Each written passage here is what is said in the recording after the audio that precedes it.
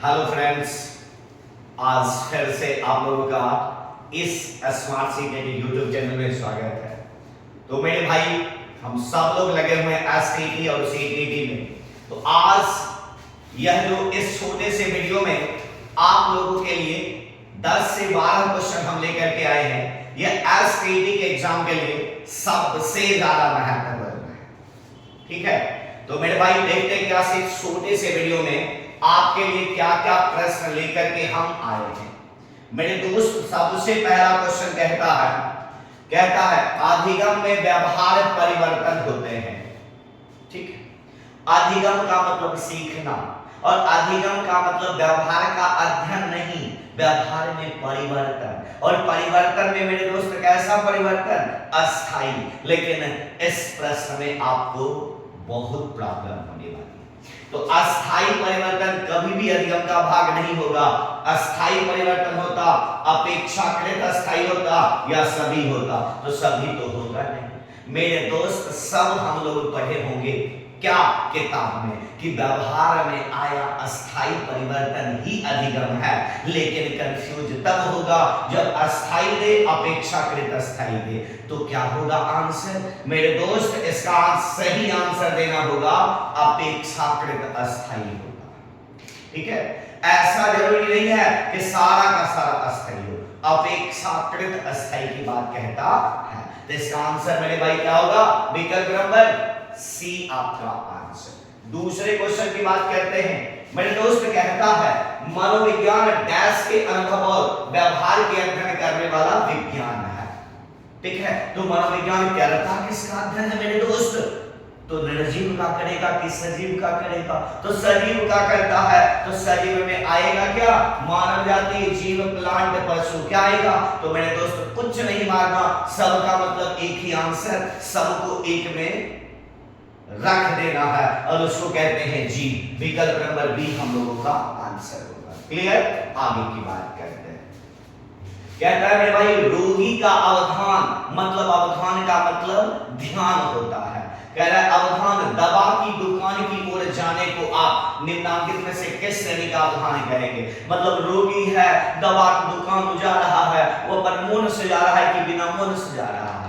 तो मेरे दोस्त वह अपने मन से जा रहा। और हम यदि पढ़े होंगे, सब लोग यदि सीडीपी के थोड़ा भी जानकार होइएगा, कहीं भी आप पढ़ते होंगे, हमको कोई मतलब नहीं है। यदि पढ़ते होंगे तो आप अवधान को जरूर पढ़े होंगे और अवधान में आप दो प्रकार के कारक को जरूर पढ़े होंगे। एक को कहते हैं ऐच्छिक अवधान, एक को कहते हैं अनैच्छिक अवधान। ऐच्छिक का मतलब आपकी इच्छा से और दूसरा अनैच्छिक का मतलब इच्छा के विरुद्ध। नहीं भी मन है फिर भी हमारे कानों में जा रहा। अभी दुर्गा पूजा का माहौल है, घर बगल में होगा, आरती करने का मन नहीं है, लेकिन शाम को आरती जरूर सुन लिए होंगे, सुन जाते होंगे। अभी गीत अनेक से बजता होगा, गीत भी आप सुन जाते होंगे। तो यह सारा कौन अवधान? अनैच्छिक। तो जो आपकी इच्छा से हो ऐच्छिक, जो आपकी इच्छा के विरुद्ध हो अनैच्छिक। तो यहाँ पर तो रोगी जाएगा मोने से है, तो इसको कहेंगे ऐच्छिक अवधान। विकल्प नंबर ए हम लोगों का आंसर होगा। क्लियर? आगे की बात करते हैं।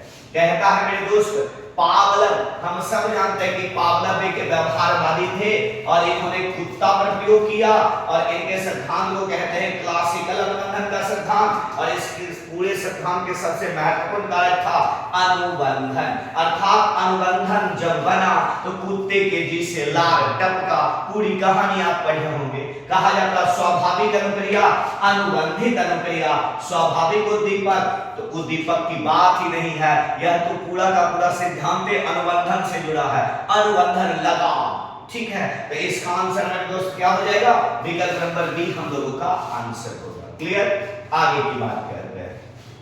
कहता है मर्रे का सिद्धांत। क्या कहता है मेरे दोस्त? मर्रे का सिद्धांत किस नाम से जाना जाता है? तो जो अब्राहम मैस्लो का सिद्धांत है वही मर्रे का सिद्धांत है। मेरे दोस्त अब्राहम मैस्लो का सिद्धांत भी आवश्यकता का सिद्धांत, मर्रे का सिद्धांत यदि भी पूछे तो आवश्यकता का सिद्धांत, दोनों एक ही कारक है। ठीक है, आगे की बात करते हैं। कहता है मेरे दोस्त बुद्धि क्या हो जाएगा? तो बुद्धि सामान्य तत्व एवं विशिष्ट तत्व। देखो बुद्धि सामान्य तत्व और विशिष्ट तत्व से मिलकर बना है का प्रतिपादन किसने किया? तो याद करो, बुद्धि का एक कारक सिद्धांत कौन दिया? द्विकारक कौन दिया? तो द्विकारक सिद्धांत कौन दिया मेरे दोस्त? तो स्पीयरमैन ने महोदय ने दिए, और स्पीयरमैन महोदय ने द्विकारक में कितने बुद्धि दिए? 2। उसका नाम क्या है? सामान्य कारक और विशिष्ट कारक। तो इसका सही आंसर क्या हो जाएगा? स्पीयरमैन। विकल्प नंबर हम लोगों का बी आंसर हो जाएगा। क्लियर? आगे की बात करते हैं। कहता है मेरे दोस्त, निम्नांकित में से किस प्रकार के चिंतन रचनात्मकता से संबंधित है? रचनात्मक बच्चे कौन चिंतन करते हैं मेरे दोस्त, मेरे भाई? तो रचनात्मक बच्चे अपसारी चिंतन करेंगे, और यदि कहेगा प्रतिभाशाली बालक तो अपसारी अभिसारी दोनों प्रकार के चिंतन करेंगे। तो यहाँ तो रचनात्मकता का मतलब हो जाएगा अपसारी चिंतन। क्या आंसर होगा मेरे दोस्त? विकल्प नंबर बी आप लोगों का आंसर। क्लियर? आगे देखिएगा, इनमें से कौन से मूड डिसऑर्डर से संबंधित है? मूड डिसऑर्डर का सीधा मतलब होता है अवसाद विकार। क्या होता है मेरे दोस्त? अवसाद विकार। अब ये मूड डिसऑर्डर सब लोग पढ़े होंगे, डिस्थीनिया, अवसाद विकार। ऐसा व्यक्ति गलती से कभी कभी खुश होता है। घर में देखिएगा, अभी दुर्गा का माहौल है, अभियो घर में कुछ लोग एकाध दो होगा जो खुश न होगा। उसको खूब एक महिला होती है, उसको भी जो सोना का लक्ष्मी हारों पिन्हा दीजिएगा तो जल्दी खुश नहीं हो। ठीक है? वही बात है कि जो अवसाद विकार है कभी गलती से खुश और नजर में आते हैं, कभी गलती से काबा नजर आएंगे। तो ये डिसऑर्डर से संबंधित कौन होगा? डिस्थीनिया तो होगा ही, हाइपोमेनिया भी होता और साइक्लोथीनिया भी होता। ये तीनों का तीनों अवसाद विकार है, इसलिए इसका सही आंसर क्या होगा? इनमें से सभी हम लोगों का आंसर। क्लियर? आगे की बात करते हैं। कहता है दोस्त, एरिक्सन के मनोसामाजिक विकास के सिद्धांत में किशोरावस्था में मनोसामाजिक संकट क्या है? तो भाई एरिक्सन ने मनोसामाजिक सिद्धांत दिया, 8 अवस्थाओं का चर्चा किया, सब पढ़े होंगे, और 8 अवस्था एक दूसरे से विपरीत है। ठीक है? पहचान बनाम भ्रांति। ठीक है? सुख यदि है तो दुख हो जाइए, खुशी है तो निराश हो जाइए, इस प्रकार की चीज कहा। तो अब कहता है किशोरावस्था में जो मनोसामाजिक संकट होता है वो सबसे ज्यादा होता पहचान बनाम भूमिका भ्रम का। मतलब मेरे दोस्त किशोरावस्था, सब किशोरावस्था से गुजरते हैं। तो सब लोगों को, व्यक्ति को क्या होता है, जब ये 8 पढ़े होंगे, यहीं पर सब व्यक्ति को लिखाया गया होगा जो यहाँ पढ़े होंगे, अलग जगह पर पढ़े होंगे तो अलग जगह के शिक्षक आपको पढ़ाई यदि होंगे तो जरूर पढ़ा होंगे कि किशोरावस्था की अवस्था में पहचान बनाम भूमिका भ्रम की होती है। ठीक है? आगे की बात करते हैं।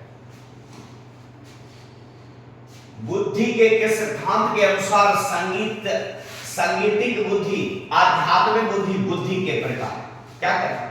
बुद्धि का कौन सा प्रकार है जिसमें संगीतीय बुद्धि का चर्चा है, आध्यात्मिक बुद्धि का चर्चा है? तो हम सब जानते हैं मेरे भाई कि बुद्धि का बोल वाला एक ही व्यक्ति है जिसने कहा कि दुनिया के सारे व्यक्ति में कई बुद्धियां पाई जाती है, और उस कई बुद्धि में जो बुद्धि की मात्रा ज्यादा संज्ञान व्यवहार में मिलता है, उस बुद्धि से संबंधित व्यक्ति क्या होते हैं? वह माने जाते हैं, चाहे वह संगीतीय हो, सारंगतिकीय हो, अस्थानिक हो या फिर गणितीय बुद्धि हो।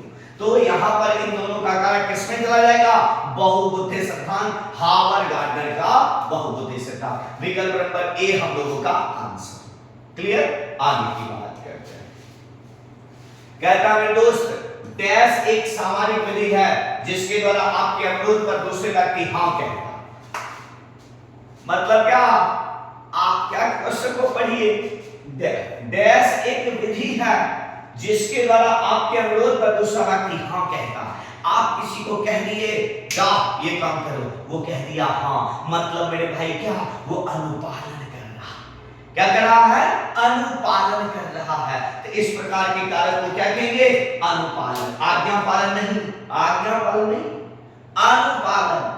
ठीक है? आप कहे और हम कह दिए, आज्ञा का मतलब जो कह दिए, ठीक है, बाद में भी होगा नहीं होगा देखा जाएगा। ठीक है? इसका क्या हो जाएगा? अनुपालन। विकल्प नंबर बी आपका आंसर। ठीक है? आगे की बात करते हैं। तो मेरे दोस्त आज इस छोटे से वीडियो में 11 प्रश्न के लिए लेके व्यक्ति आए हैं और 11 प्रश्न आपके लिए ज्यादा महत्वपूर्ण है मेरे दोस्त। एसटीटी वाले को तो ऑप्शन सहित आ जाएगा और सीटेट में भी यहां से क्वेश्चन पूछे जाते हैं। टॉपिक सारा सीटेट का है, एसटेट का है, एक है, लेकिन प्रश्न यदि थोड़ा घुमाने वाली बात होती है तो एस्टेट में होगी और सीटेट में सीधे क्वेश्चन आते हैं। ठीक है, तो आज तो इस वीडियो में 11 क्वेश्चन ही किए हैं, अगले वीडियो में वादा करते हैं कि आपको 30 से 50 क्वेश्चन लेकर के आएंगे।